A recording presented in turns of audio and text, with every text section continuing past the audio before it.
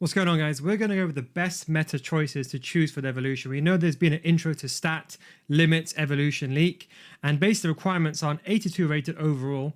You get +3 shooting, as you can see here, +2 dribbling, and +1 skill moves. Now, with a max thing, so what this means is, let's say, for example, you put someone who's got, for example, a 4-star skill move into this evolution, they won't get 5-star skill moves. They'll be maxed out at 4-star.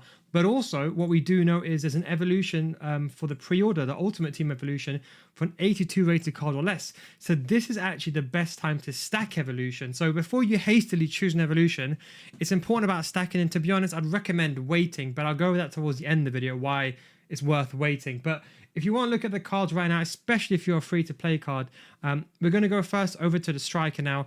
I've just put together some of the top tier cards. We're going to discount Rashford for a second, and we're going to mainly focus on the 82 or plus for the power shot first before we go into intro stats. Now, I would ignore Rashford for now because he already has the power shot trait, so it's worthless. And what we do know is it does give it a power shot. There's actually a lot of cards you can choose from. The favorite, the most notable card is Correa, because when you put a hunter on him, you're going to put a power shot on him, and then you could effectively have a very good top tier striker that could probably even last you maybe even until November, December time, depending on the right hands. This is the card that definitely I'm going to be using. 93 sprint speed, 93 finishing. I mean, with that agility and balance, he's basically endgame. And then you can also technically evolve him again. So you can give him +3 shooting, which give him a max of 86, 87 dribbling, and the +4 skill move. So in fact, you can actually stack him up pretty well. But don't forget, there is that limitation. But that's one of the cards that I want to talk about.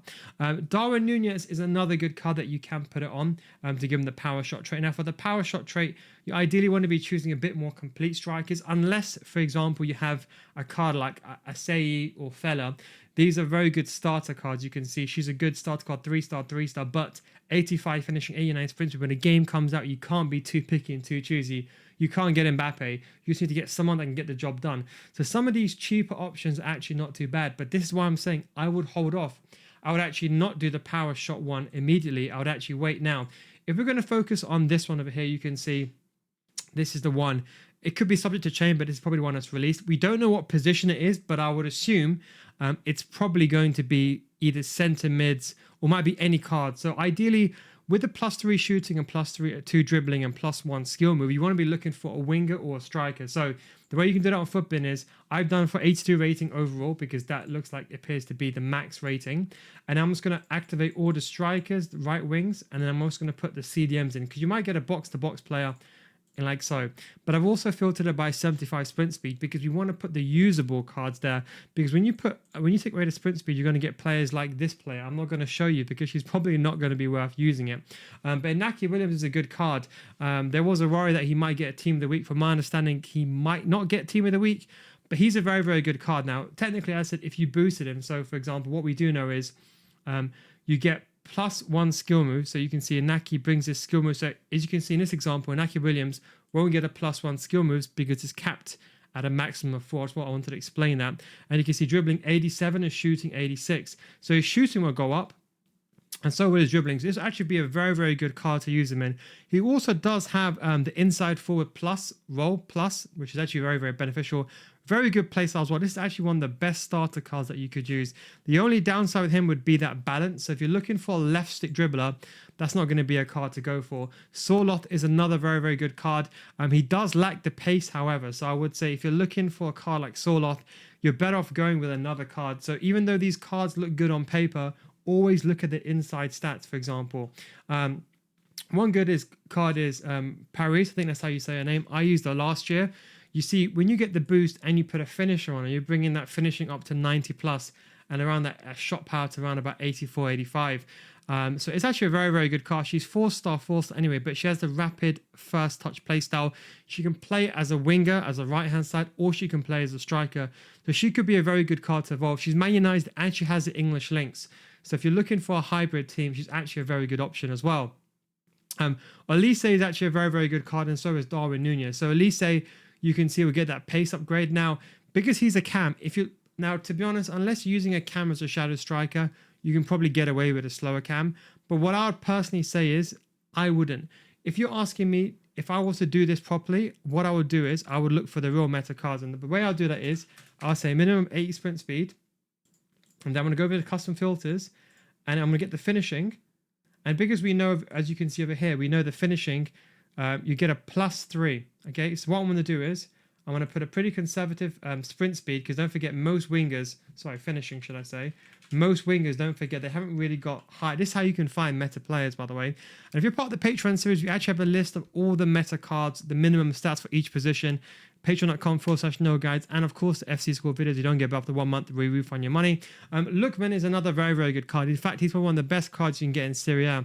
There is a chance he might get a team of the week, but 4-star, with that stat boost, you're taking his shooting up further. And when you put a finisher on him again, but I'll probably say a Hunter or a Hawk, because you want to get that pace up. He's looking like a very good Serie A card because he has everything you want. And the benefit is he's 5'9", because he's going to be very agile on the ball, good agility and balance, good finishing, good sprint speed. This would be a very good starter card that I would use it on if you had to choose one. And don't forget, in the future, also, the reason why I'm saying choose these meta cards now with like 80 sprint speed, like can release 80 sprint speed minimum, is because there could be a chance you could evolve this again in the future. There might be an evolution, maybe like, let's say in 2 months time, when you need 85 rated card or below, and you could then use this card later on. And that is why you have to be kind of, you got to think twice. Gordon is actually not a bad one either. Again, he's got decent finishing, good sprint speed.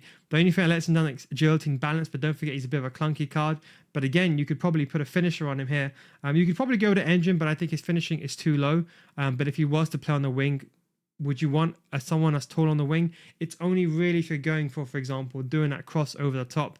But because the rapid quick step and finesse shot playstyle, in the beginning of the game, he wouldn't be too bad, but I'll probably still go towards a finisher naturally because he has that sprint speed. So you can see there's actually quite a lot of cards here. Kessie could be used as well. So Kessie is a center mid, but this way you could boost his shooting. So the benefit is of this one, it doesn't say what position, but I'll presume it's going to count center mid as well because you can see it from that diagram. But you could also boost up his shooting. But to be honest, I'd probably mainly focus on at least a striker or an attacker. I think that's where you're really going to get the real boost.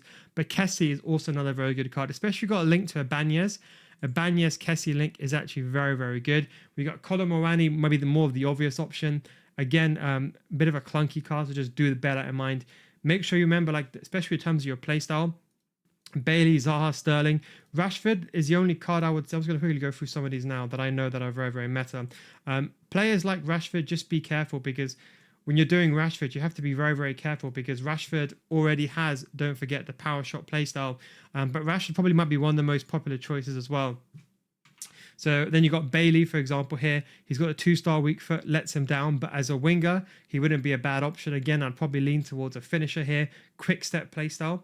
And we've got Zaha, another good option if you're looking for the French league, the McDonald's league, as I call it, what that's actually called.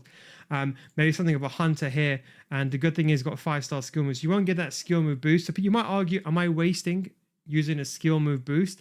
I would say no. Unless you're doing a specific skill move, even if you limit it out, it's always better to boost the player. Again, you could go with Sterling. Maybe not the best of options, but a good dribbler of the ball. Not a bad option as well. Rashford is probably looking at the most popular card, I think, definitely with a hunter. Maybe even a finisher. A finisher or a hawk, actually, really would probably be one of the better cards here. You don't improve the skill moves again because it's 5-star, but he's already got the power shot trait, so you can save that. Now, my top tip, as I mentioned, I'll show you a few cards in the background that you can apply it to while I talk about my top tip now. My top tip is actually wait. If you are doing, for example, like let's say, for example, at this time of the year, and let's say, for example, you're looking for an evolution to do both the pre-order one, wait, because there could be, for example, let's say Loftus-Cheek, there could be an evolution, for example, in 2 weeks' time, which says, okay, or like this card here, there could be an evolution saying, oh, it's got to be a below 83 rated, and maybe you can stack the evolutions up. So maybe, for example, maybe in like 2 weeks' time, it's like, I don't know, Quick Step Plus as an example, maybe a bit of an extreme one. But get a Quick Step Plus. You can upgrade this card, for example, to 82. Then I can also add on her the Power Shot Playstyle Plus. So she'll have 2 Playstyle Pluses. And then I can boost her again when this Intro to Stats limits is if it's still available. So what I would say is wait till the final days of intro to stats, that final week, and then start your evolutions. That is my best tip, as opposed to just rushing forward and doing them now. David gives a good one because you can get his skill moves to 4-star. And when you put a hunter, although his pace is a bit low, with a hunter, he actually does get that boost, 5-star weak foot as well. Yes, again, another very, very good card as well. You can go with a hunter on her again. She's 5'4", so the agility and balance, although it's low, it kind of evens itself out. Yilmaz, also another good option. You do need a finish on Yilmaz just to get his finishing up. But again, you get another. You're going to get the other. Again, you're going to get the other plus boost. +3 shooting, so I presume it'll be a +3 to all these stats, so he'll bring his finishing to 90. Werner again is another good option. I'd probably say go with a hunter on Werner. He'll bring his skill moves to 4-star as well, and he'll get his dribbling up as well. Kouassi, just a few others going to finish off on now. Kouassi's a very, very good card. Quick Step Playstyle Plus, by the way, what a card she is. The National Women's Super League has so many good players. But yeah, that's what I wanted to suggest. So maybe wait. So although everyone is rushing to do these evolutions, there could be a chance, because I don't want you to, for example, this thing I don't want you to do. I don't want you to get a card like Paris and be like, okay, you know what? I don't need her in 1 month's time. And maybe you're going to end up selling her or whatever, or because you've been evolution, you quick selling or adding her to the bench. Then effectively you waste an evolution that would only last you a month. Whereas actually it's better to wait, see what cards you can evolve. That's the way that I've always done it. So wait. So unless you have a card that you really, really want to do, and as I said, for example, like here, any of these lists, you can just literally pause at any point. Any of these are actually decent, but I'd probably say the real meta ones, like Kudus, we actually missed over. But I would say, if you're asking me what I'd probably change the parameters to, let's say, for example, it's a max of 86. So what I would do is I would go, if it's +3, so what I would do is I'll go 83 shooting and 85 dribbling. So 83 shooting, so this is the way that I'll do it. So 83 shooting and 85 dribbling, because that way, and then what I'll do is I'm going to put the finishing sort of 75. I'm going to put the sprint speed to 85, so at least we get a decent player. So for example, let's remove these. Hang on, remove finishing 1 second. Just going to remove these players 1 second. Greater than equal to, no, sorry, the other way around. Sorry. Not maximum. Hang on.